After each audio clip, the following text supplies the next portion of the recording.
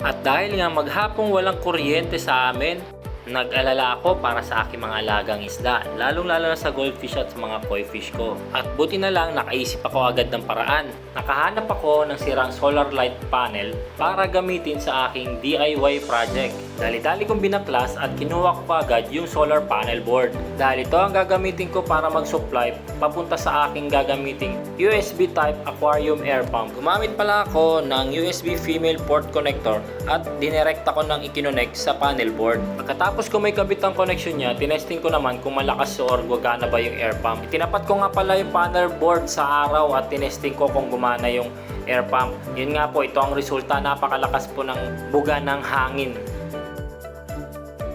Mga gusto sa outdoor na setup, pwede nyo gamitin ito para makatipid kayo sa kuryente. Ano kayo, solar panel kayo tapos bili kayo USB type na ganito.